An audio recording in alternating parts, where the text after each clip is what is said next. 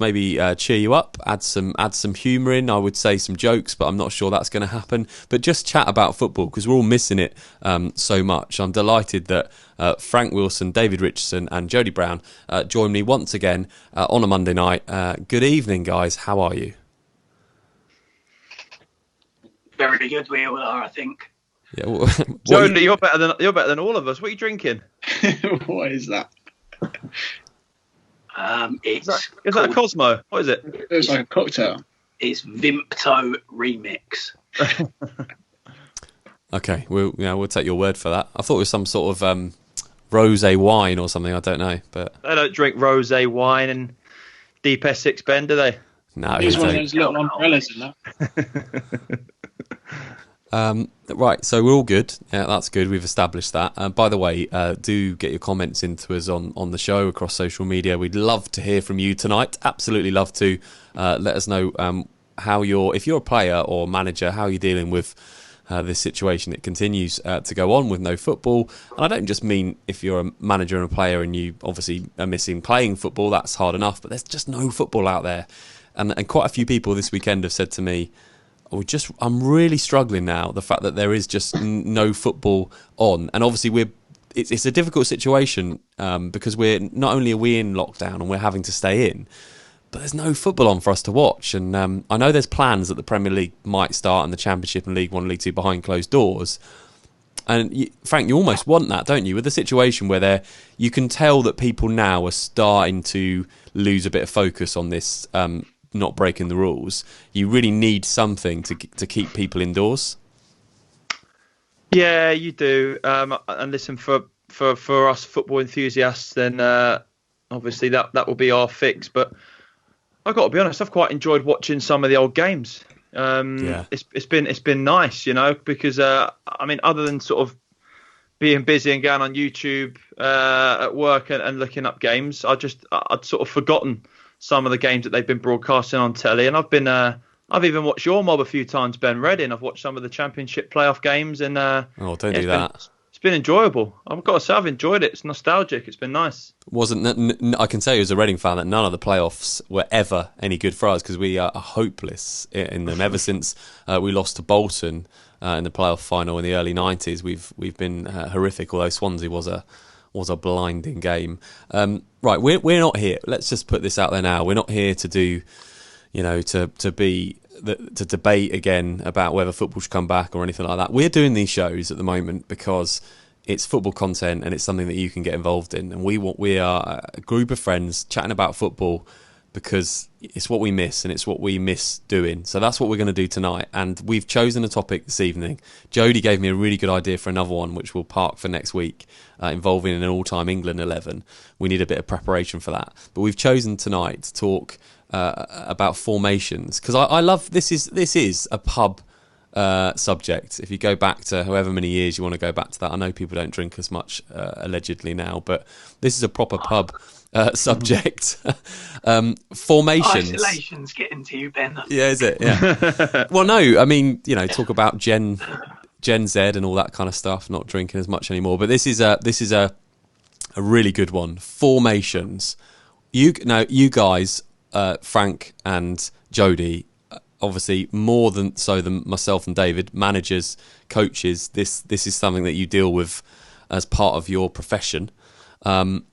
We'll come in as fans first of all. What's your views on formations? What are some of your favourites over the past 20 years in the Premier League? Go on, Jody. I know you're itching to answer this one. As a Chelsea fan, as a true blue. I like to keep that confidential information. You've just broken the Data Protection Act.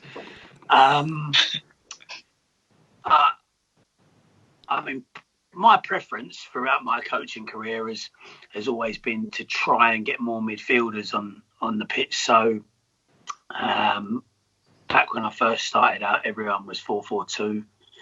And then I started trying to play 4-5-1 to get that third midfielder in. And really, I guess because I hadn't really seen a 4-3-3, my 4-5-1 was just a modern day 4-3-3. Then tinkered with a 3-5-2 again to get the extra midfielder. always been a coach that's wanted to try and get my teams to enjoy having the ball and having possession and controlling games that way. So the extra midfield has always been of use to me. I think the important thing to remember with formations is they are all pretty fluid, and what they look like on paper isn't always what they look like in the game. You know, there's lots of variations of a 4-4-2. There's lots of variations of a 4-3-3, whether you know, with and without the ball. So, you know, sometimes without the ball, like I just said, you could be in a 4-5-1, a very sort of rigid looking 4-5-1, but then quickly you get the ball and it could become a 4-2-3-1 or a 4-3-3. It's always changing throughout the game, you know, given what the opposition are doing and where the ball is on the field. Yeah, Frank, as I was just going to say, that Jody sort of answered that from his point of view. Is that as a manager working right now, and obviously right now, but what do you formation? What does it mean to you? Have you got a preference? Do you always know what you're going to play, or is it really a case of that answer that managers give is I've got to check which players I've got and then I can decide? Yeah, listen, I think logic has to come into it, like Jody's just said there. Over the years and seasons that I've been involved in coaching and management, admittedly, I've changed systems and changed formations. Like Jody, I've got preferences. I think that maybe, I'm not sure if this only applies to non-league football, but obviously within the non-league environment, I think that you have to be more flexible, because the sort of the turnover of players can notoriously be quite high. So even if you're the manager or coach at a club for 2 or 3 consecutive seasons, chances are within a season you're gonna inherit quite a high turnover of players, and then in the off season when you do your recruitment, non-league just has that sort of stigma attached to it, doesn't it, where players sort of come and go quite quickly. So you've got to be flexible. I've got to be honest, I think my preferred formation is 3-5-2. Similarly, like Jody has preferences. I like archetypal, 2 centre forwards. I grew up watching 4-4-2, so I've always liked seeing 2 front men. And I'm quite big in terms of coaching. I quite like fullbacks and the effects of fullbacks in possession mainly, not as much out of possession. In possession, I like the influences of fullback. So 3-5-2 tends to be the one for me that I sort of lean towards if I can. I'm just getting something on the screen now. I don't know if you guys can see this. It's kind of gone all over you, but let me just make that a little bit smaller. So this is one that was put in the non-league paper, David. Talk us through this one.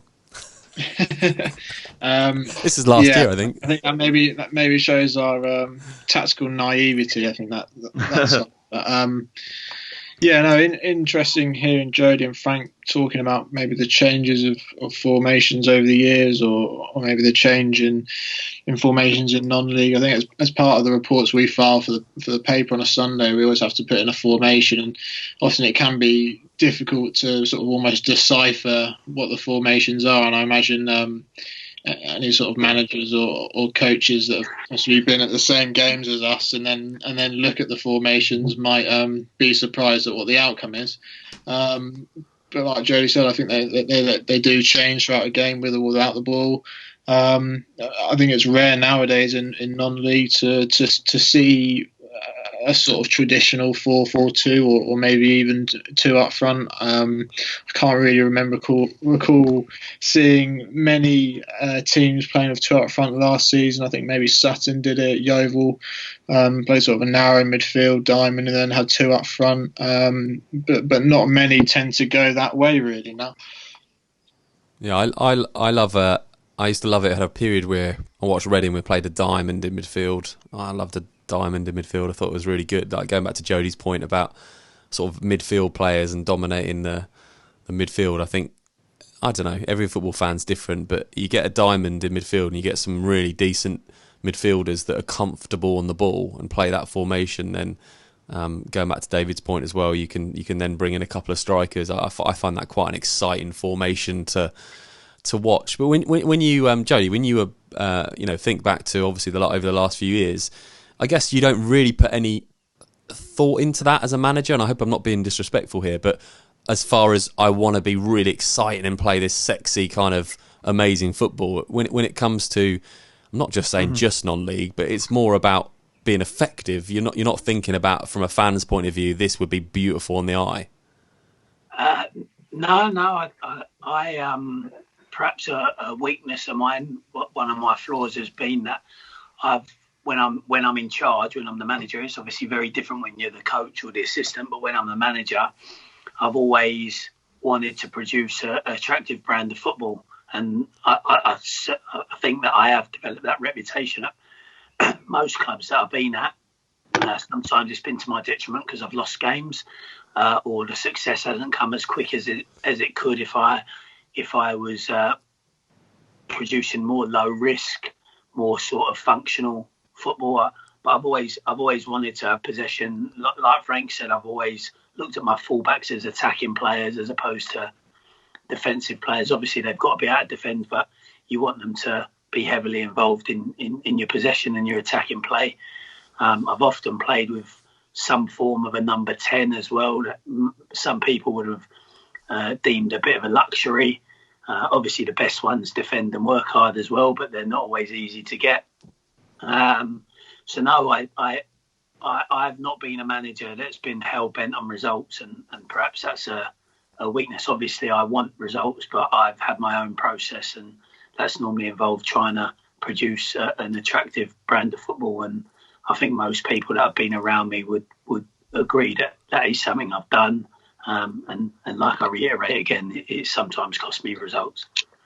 When we look at football formations, one of the questions that I posed pre-show in our group chat was: are we always going to see a sort of evolution of football formation? Are we always going to see somebody come up with something new? You know, think about maybe not direct with the formations, but the goalkeepers with their feet at the ball now does play a part. You know, a sweeper keeper is part of a formation. You look at Sheffield United, and they seem to have a lot of accolades for the use of their centre backs and the famous overlapping centre backs quote that a few of the pundits have come out of. Are we always going to see people trying to do new things, or have they always been there? It's just now we're picking them out a bit better. I think they've always been there. I think if you study throughout the history of football, there's not many things that are completely new. There's slight adaptations of previous methods and previous systems and previous styles of play. You know, I mean, Liverpool, the great Liverpool teams in the 80s, their philosophy was pass and move, wasn't it? Even in the song they sang, you know, you got to pass and move. It's the Liverpool groove or whatever when they had their FA Cup song. Oh, Jody, I want you to sing it. Go on. but that's what the great Liverpool teams were built on: playing 1 and 2 touch, just moving the ball quickly. You know, Pep Guardiola talks massively about what he took from Johan Cruyff. So these aren't new things. They're just slightly evolved, slightly tinkered with the modern day player that's more athletic. But I don't think we see things that are completely new. I've read a lot more than I would normally read during this time, and I'm reading stuff about football in the 1920s and 30s that talks about how sort of Sheffield United play today with the centre halves coming out with the ball and inside forwards coming in and whatnot. You know, I just think it's I just think people put their own twist on things that have been around for a long time. It's a real popular thing to do nowadays, to try and baffle people with jargon and be a real academic person involved in football. And you know, I think the important thing is it's just a game, and it is pretty simple, but it's about doing simple things very well. Yeah, that's a good point, isn't it? That Jody makes, Frank, is that, you know, when you go in, let me just ask you then, Frank, do you ever go in to have a look at what there is now and just, you know, think, well, I'll tell you what, I want to put my own spin and twist on something. I want to look at what can I do with the fullbacks, what can I do with this player. Is there ever any of that in your sessions? Yeah, I think identity is important, isn't it? I think that we all enjoy football, we all enjoy our roles within it, and I think that within that realm of enjoyment, you know, having an identity and having an idea, especially if you're a coach, if you're an illustrator, if you're someone that's conducting something, showing people, developing players, then I think that it's part of your own sort of personal enjoyment to have that identity in what you do. But there are parameters in football that you have to stick to. There are formulas that you have to adhere to. I don't think that you can just you can completely wing it and make it up and develop, and I'm sure all four of us here today could probably come up with something completely new in terms of formation and individual instruction that we might not have seen before.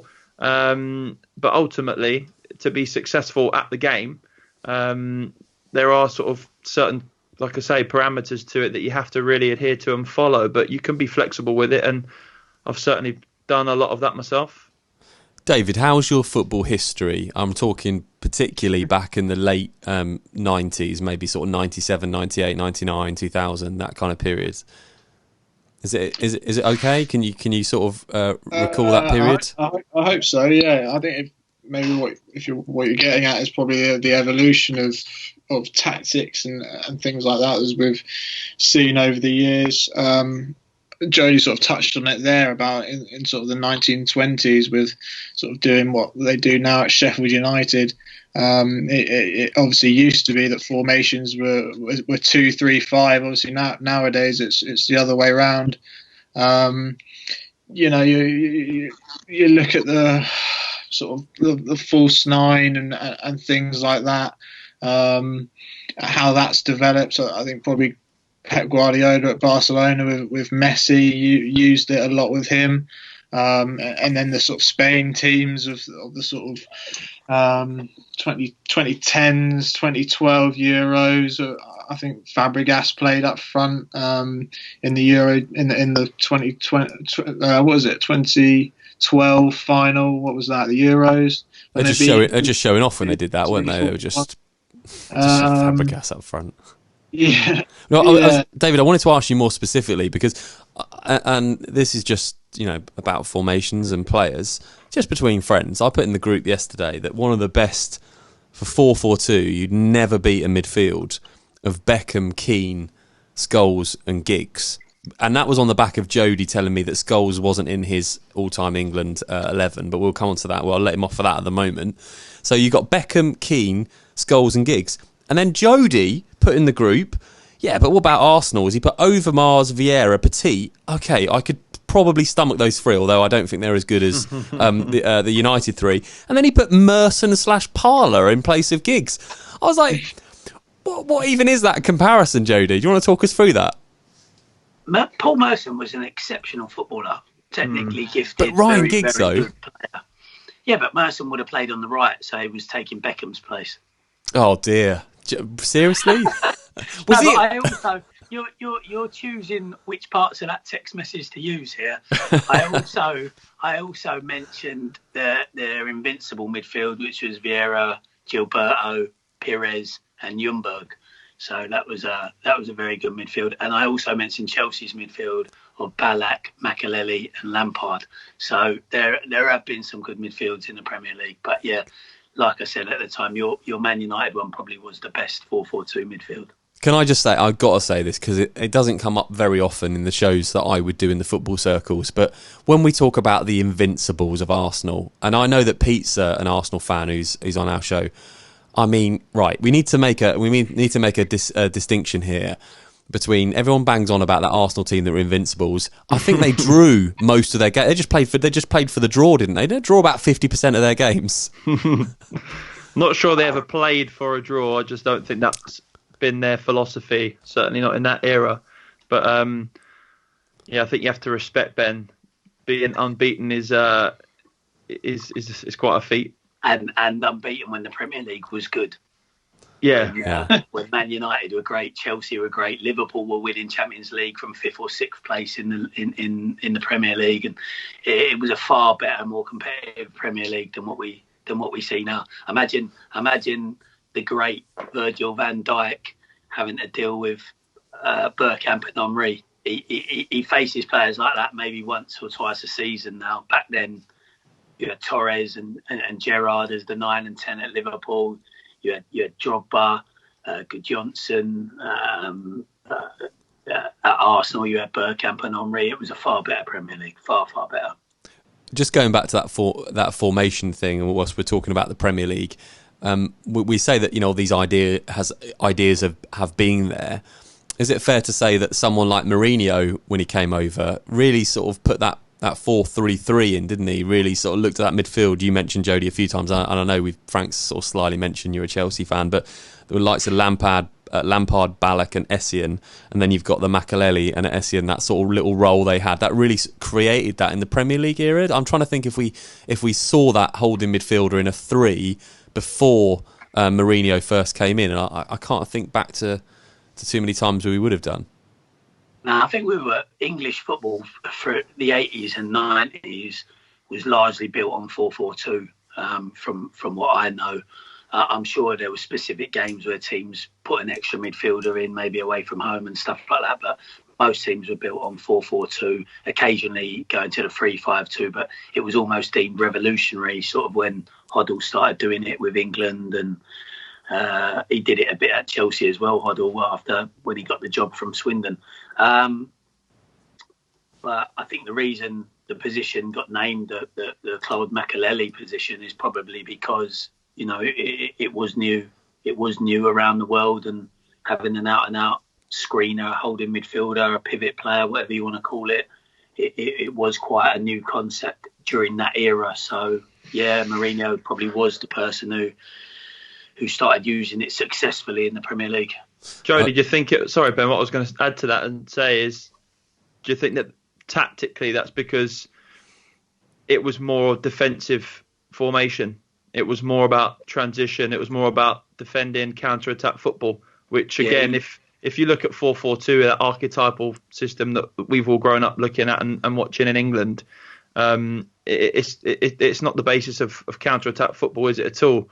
So I think that Mourinho's influence there, and a lot of people that I speak to, even now when we talk about football like we are casually, a lot of Chelsea fans talk about how attacking Chelsea were in that day and in that era of Mourinho when he was successful and they won the league, but they don't really recognise out of possession stuff because it's just not something that you probably take too much notice of when you're watching as a fan, is it? You see it more as a coach. Yeah. Well, the principles of Mourinho's teams back then were first and foremost, they were all big, strong, and they were leaders, like all of them. But yeah, he is a counter-attacking manager. He's meticulous with his preparation defensively, very, very good at cancelling out oppositions, and then he relies on teams to break fast, athletically, and have good individual players that can make things happen in the other team's third. That Chelsea team as well was probably, again, Mourinho's sort of principles. Playing Drogba up front on his own was something that we didn't often see here, and allowing the wide players, who at the time was Robin and Duff, to run beyond.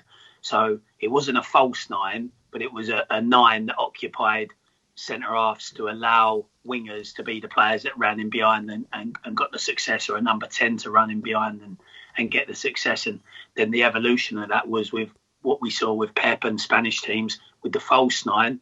Instead of occupying the centre-halves, drawing the centre-halves into areas they didn't want to go, to allow wingers and number 10s to run beyond. So it wasn't some unbelievable master plan. I think Pep stumbled on it because he had the best footballer in the world that could occupy centre-halves, but liked to do it by dropping deep and getting on the ball, in terms of Messi. And then Spain used it because they didn't have an alternative.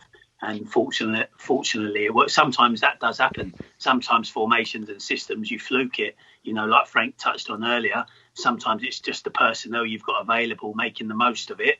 And you stumble across something that works really well, and people think you've been some kind of guru. And actually, it was a bit of a fluke forced by a set of circumstances.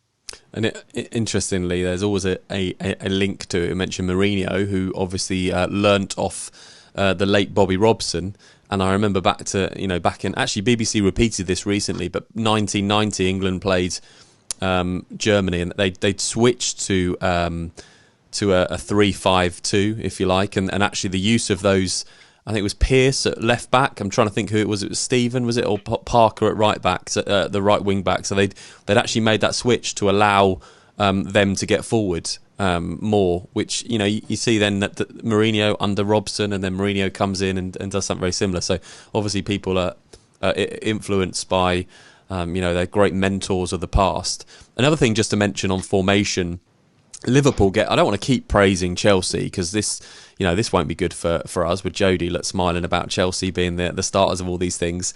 But Liverpool now gets so much credit for their formation and allowing fullbacks to do what they do. But I remember watching Chelsea, and Jody, you'd be able to tell me when this was. I can't remember who the manager was, but it was certainly Moses was certainly one of the fullbacks. Can't remember who the other was, but they were pushed up so far on the pitch. Yeah, Moses and Alonso under Antonio Conte. Yeah, they were pivotal, those guys. Maybe not quite the assists that Robertson. But you can go miles back with wing backs. I mean, again.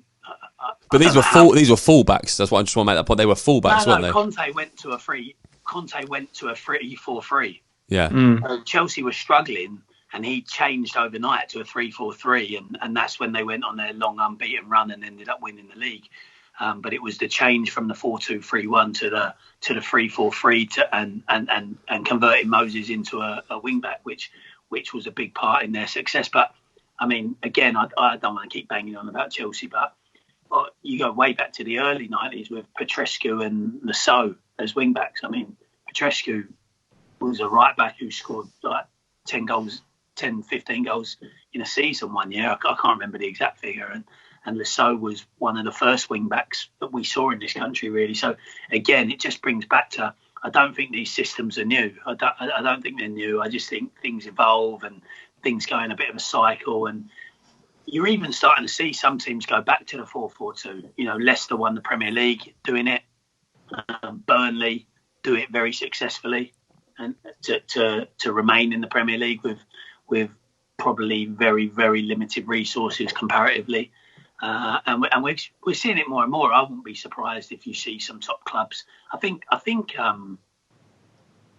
Arsenal sort of. Yeah, Arsenal have had it. Yeah, at times this season. So I wouldn't be surprised if we found ourselves slipping back into the 4-4-2 now that fullbacks are so athletic and able to go up and down anyway, because your wide players in your 4-4-2 would just tuck in and your fullbacks would still get on. So, and then that gives you those two centre forwards that people love. So it might happen. We might end up playing the 4-4-2 regularly again. Here's a question for. I'll start with David for non-league, and just on a final point on this for non-league and say grassroots. Do you think it would be a better statement to say that you see a lot of formations copied? So likes of City, Liverpool, what they're doing in the Premier League, non-league tend to adapt to. So for example, if we're seeing a lot of three in the middle or three at the back, you'll see that in non-league. Or if we go back to 4-4-2, you'll see that go through non-league. Or do you think non-league actually create their own anyway, and you'll see things that happen in non-league tested out? What's your view on that, first of all, David? I think I agree with Jody in that a lot of it seems to be in cycles, really. I remember when Van Gaal went to Man United and started playing three at the back, and suddenly it was sort of this new thing that a lot of teams started to be doing again. And I think that's probably the case in non-league as well. I think there probably isn't a routine as such, but I think they do take ideas from the top. I think you probably see more teams now trying to play out from the back, the likes of Barrow, as they've done this season. And I don't think necessarily you see anything drastically different in non-league, to be honest. I think maybe a few years ago it might have been a surprise to have seen teams playing so expansively. Macclesfield did it as well. Speaking to Mike Ford, the Banbury manager, the other day, he was telling me when he went there in 2015 how he just decided to change things completely play out from the back. That was just the way he wanted to do things. Have players at centre half who could play up front, sort of almost in the Ajax model, really, of the sort of total football days. So I don't think, maybe not necessarily creating new things, but I think like anything else probably in life and in the world, that the cycles sort of come back and ideas get copied elsewhere, really. Do you think it's Frank? Do you think it's a strange thing to say, but because of the break we've had and because of the time, Jody mentioned he'd read a lot more recently, having the time to do it, and people will be watching all these classic games that you said at the start. Do you think there'll be a lot of there might be a few new ideas that are older ideas that come back when we do start, because people have had a lot of time to think about it? And you can imagine as well a lot of coaches that are sort of shaking, missing football, getting their coaches' tactics board out and just playing around with a few things while they've got the time at the moment. Yeah, I don't think there's that many managers or coaches out there, Ben, that probably act that way. But it'd be interesting to see it. I hope it does happen. I hope people have enough people have spent this sort of time researching and educating, because I think that what we're all talking about and touching upon is the educational side of football. Whether you learn it from a manager or somebody that you've worked with, or whether you learn it from your own country's coaching systems. Football's always an educational process, isn't it? There's always something that you can learn and adapt. So it would be interesting to see if people start throwing out some old school formations and systems from games that they've watched. Yeah.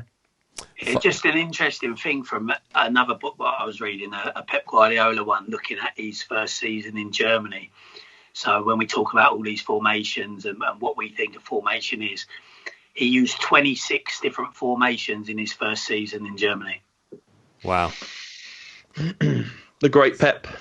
Clueless. 26 different formations. So the point I make is these, with the way we talk about maybe 4 or 5 different formations so rigidly, it doesn't really exist.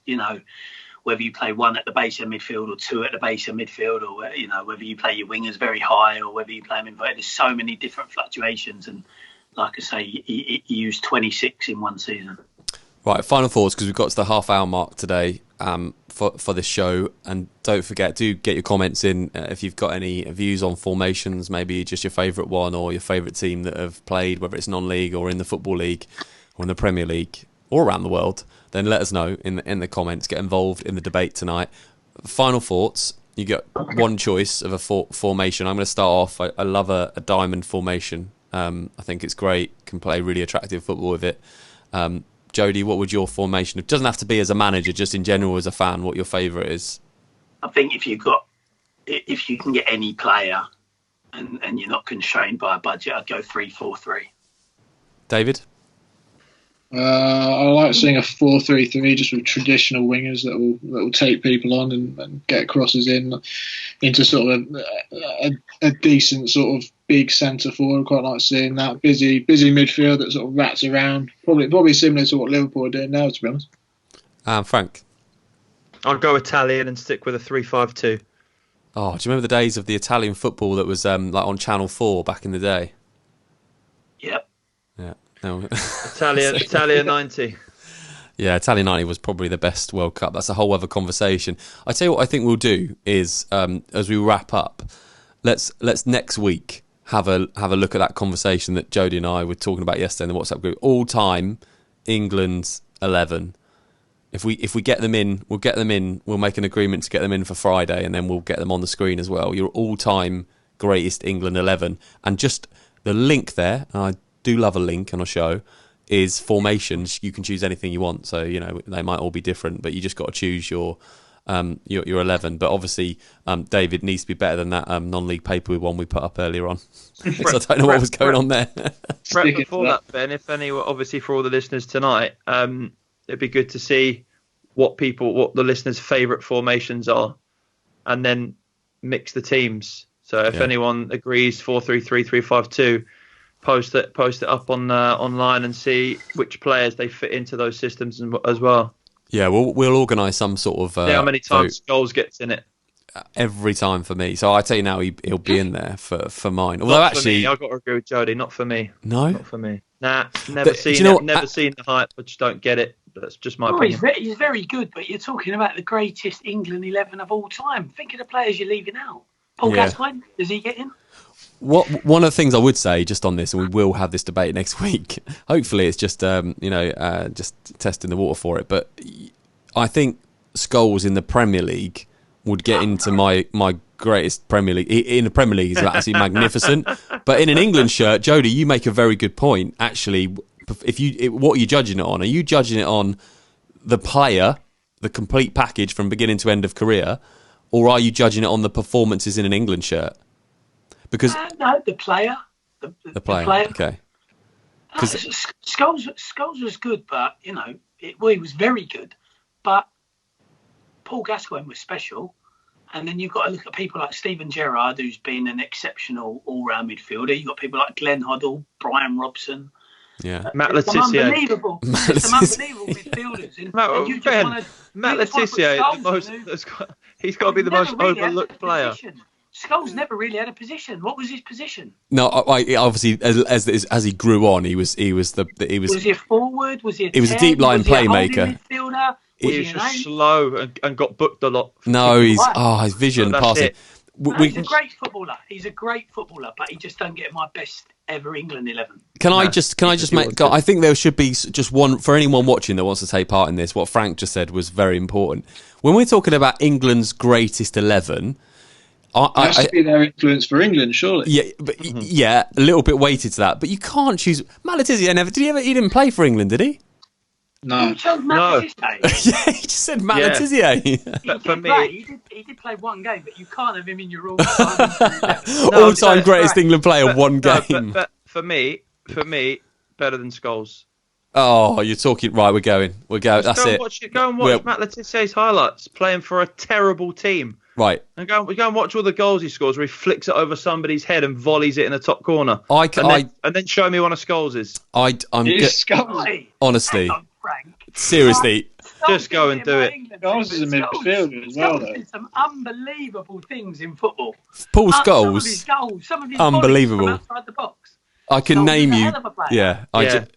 Great goals, just not at Matt Le Tissier's level. Oh, I don't know what to say. Not in terms of goal scoring. The highlight reel, skill. No. But Matt Le Tissier, you actually a moment ago you were quoted as saying that Scholes was slow and couldn't get around the field and power people. Matt Le Tissier was like a pub player playing in the Premier League. Right, before we go, Frank, I just happened to be unbelievably gifted. Yeah. I'm going to send you 3 videos later. First will be Beckham's corner against Bradford. I think it was 99 on the edge of the box. Scholes' first time volley, right? Yeah. The second one will be Scholes' volley against Aston Villa. I can't remember the year, early 2000s. Unbelievable, like volley from outside of the box, as good as you're ever going to see it. I know Shearer did one as well. And the third one, Champions League. I think it was a quarter-final or semi-final against Barcelona. I think it was the year they won it. United. It must have been 2008. Barcelona. What a hit that was in the Champions League semi-final. Did Matt Le Tissier ever play in the Champions League semi-final? No, he didn't, did he? No, he wasn't lucky enough to play for the biggest club in the world. One last thing on the Scholes debate. Not even as good as Lampard, Ben. Right, I think we'll end it there. Can you? Do you know what, Jody? As good as that is, and I'm not going to rise to that debate. I want you to let us know. Thanks for getting to the end of the show, by the way. And I know George will clip this up anyway and put it out as a little clip. I want you to vote now. We're going to have a vote. We're going to put this on Twitter. Who cares? I can do it. Le Tissier or Scholes? Let us know in the comments, because I think that is the madness. It's laughable. People will no, it's just players. One's a striker and one's a midfielder, isn't he? Yeah. Well, I don't know. They were very different. Le Tissier was what he wanted, and Scholes, because of how good he was technically, played him in various roles. No, look, sensibly, I'm going by excitement, as in how I saw them and what I thought of their talent as a football player. I'm not thinking as an all-round in a system. You are really damaging your credentials on this show. No, I'm not, mate. I'm not. You cannot put Le Tissier as better than Scholes. In certain aspects. Frank, I'm advising you in a I don't need it. Role.